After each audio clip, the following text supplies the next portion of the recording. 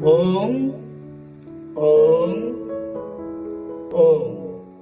हमारे प्रेमी सज्जन जितने भी हमारे गौरी वृंदावन से जुड़े हुए हैं, सभी भक्तों को मैं हार्दिक अभिनंदन और हमारे गौरी वृंदावन की ओर से शुभेच्छा जनाती हूँ। जय श्री राम, जय सच्चिदानंद, राधे राधे।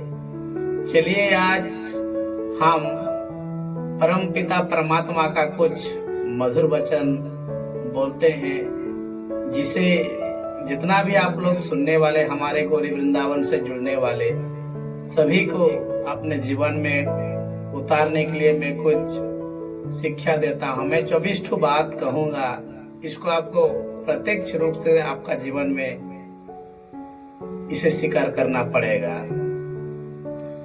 कहा जाता है, जिस क्षण मैंने यहाँ जान लिया कि भगवान हर एक मानव शरीर रूपी मंदिर में विराजमान है, जिस क्षण में हर व्यक्ति के सामने श्रद्धा खड़ा हो गया और उसके भीतर भगवान के देखने लगा, उसी क्षण में बंधनों से मुक्त होकर परमानंद परमात्मा की शरण में आ गया। कहते हैं ना, हर वो चीज हुए जो बांधती है वो नष्ट हो गए और स्वतंत्र हो, ऐसा मानना चाहिए। कहा जाता है, मस्तिष्क के शक्तियां सूर्यों की किरणों के समान है, जब वो केंद्रित होती है तो चमक उठती है। इसी प्रकार मानव अपने वास्तविक कर्मों से, स्वाभाविक कर्म भक्ति से ऊपर उठ के एक परमार्थ परमात्मा को प्राप्त करता है। कहा जाता है, शारीरिक और बौद्धिक और आध्यात्मिक रूप से जो कुछ भी कमजोर बनता है, उस जहर की तरह त्याग दो, नहीं तो अपने जीवन में वो बहुत हानिकारक होता है। कहा जाता है, मनुष्य की सेवा करो, भगवान की सेवा करो, परम पिता परमात्मा की सेवा करो, गुरु की सेवा करो। सेवा से हमारे जीवन के भाग्य उदय होते हैं, ऐसा मेरा मानना है। किसी चीज से डरो मत, तुम अद्भुत काम करो। यह निर्भयता ही है जो क्षण भर परमानंद परमात्मा से हमें जोड़ती है। श्री रामकृष्ण कहा करते थे, जब तक मैं जीवित हूँ तब तक मैं सिखाता ही रहता हूँ। वह व्यक्ति, यह समाज जिसके पास सीखने के कुछ नहीं है, वह पहले से ही मौत को जबड़े में है। कहने का मतलब, संसार में जो भी कोई आता है तो अपना मृत्यु लेकर ही आता है, तो मृत्यु से पीछा नहीं छुड़ा सकता।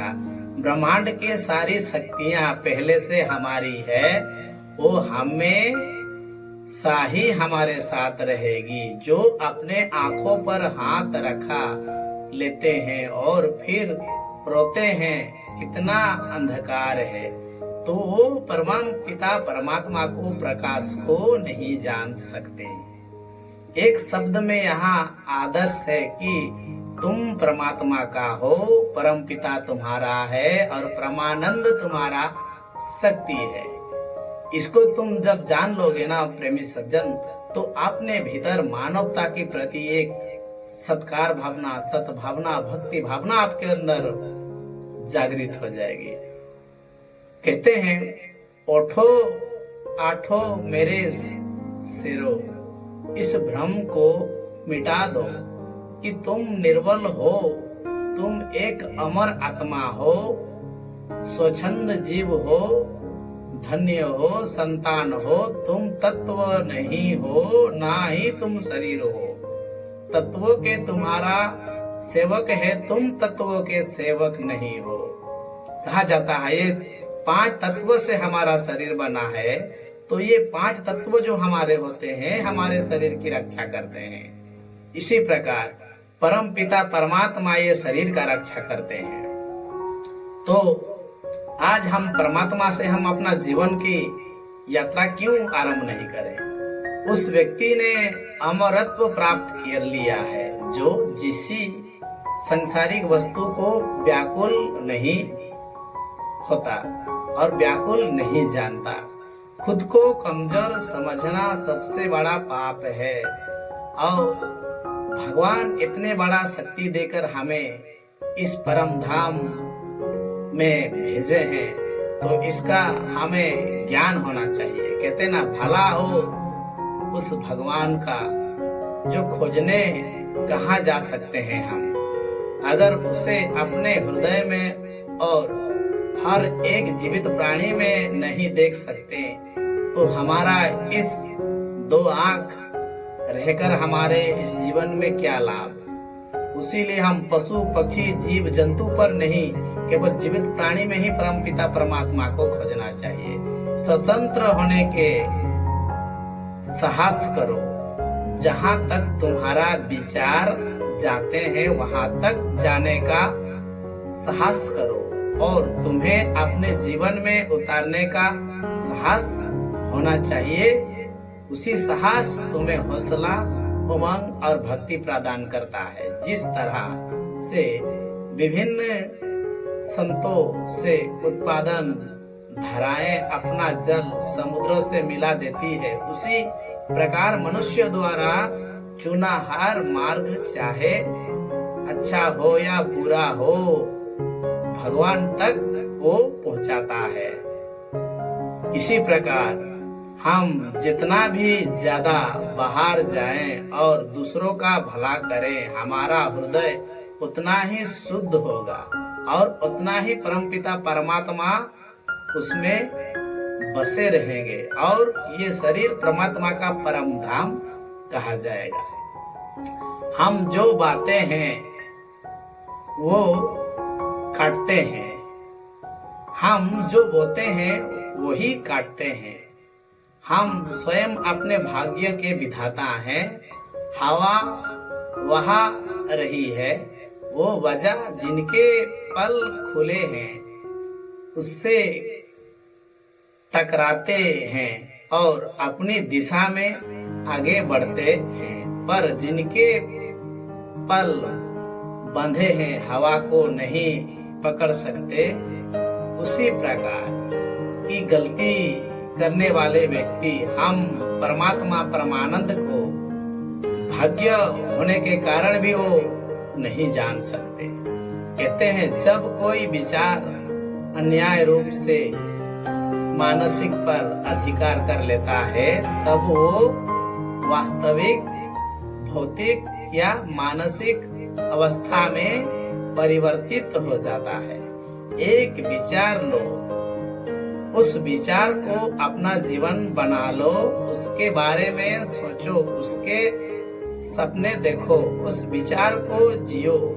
अपने मानसिक नसों शरीरों हर हिस्सों को उस विचार में डूबो जाने दो और बाकी सभी विचार को किनारे रख दो। यही सफल होने का एक तरीका है और यही सफल होने का एक महत्वपूर्ण कार्य है। कहते हैं ना, कुछ सच्चे ईमानदार और ऊर्जावान पुरुष और महिलाएं जितना कोई भीड़ एक सदी में कर सकती है, उसी अधिक एक हर्ष और एक मानव जीवन में वो कर सकता है। इसी प्रकार यह भगवान से प्रेम का बंधन वास्तव में ऐसा ही है जो आत्मा को बांधता नहीं, बल्कि वो प्रभावी ढंग से उसके सारे बंधनों को तोड़ देता है और भगवान की एक परम प्रिया के रूप में पूजा जा सकता है। जीवन की सभी चीजों से बढ़कर एक चीज होता है, वो ईश्वर का भक्ति करना। हमारा कर्तव्य है कि हम हर किसी को उसका उच्चतम आदर्श जीवन जीने के संघर्ष में प्रतिसहन करें और साथ ही साथ उस आदर्श को सत्य के जितना निकट हो सके लाने का प्रयास करें। यही हमारा परम कर्तव्य और परम धर्म है।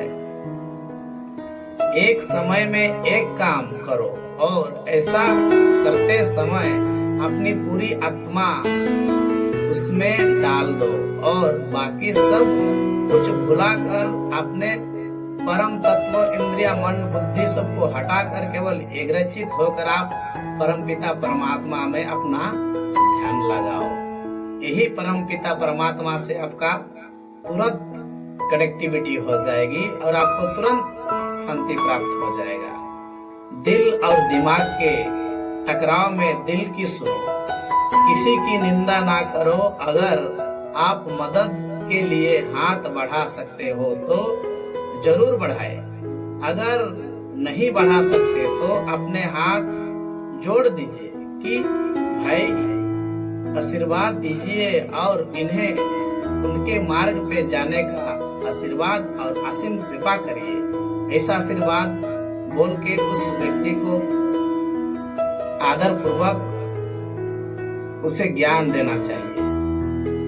कहते हैं ना खोजो ना बाछो, जो आता है वो ले लो। यही हमारा सतगुरु का सच्चा ज्ञान और सच्चा परम तत्व कहा जाता है। सबसे बड़ा धर्म है अपने स्वभाव के प्रति सचेत होना, स्वयं पर विश्वास करना। बाहरी स्वभाव केवल अंदनी रूपी स्वभाव का बड़ा रूप है। सच्ची सफलता और आनंद का सबसे बड़ा रहस्य यह है, वह पुरुष स्त्री जो बदले में कुछ नहीं मांगता, पूर्ण रूप से निस्वार्थ भक्ति भाव से सफल पूर्वक वो ईश्वर का भक्ति करता है, वो ही परम ईश्वर का भक्त कहा जा सकता है। कहने की तात्पर्य है, कुछ मत पूछो, बदले में कुछ मत मांगो, जो देना है वो दे दो, तुम तक वापस आएगा और उसके बारे में अभी मत सोचो। और हम लोग ऐसा होते हैं जो जिसको कुछ भी दे देते हैं तो उसको नाम चाहते हैं, बड़कपन चाहते हैं, मान्यता चाहते हैं, तो ये हमारे अंदर में नहीं आता।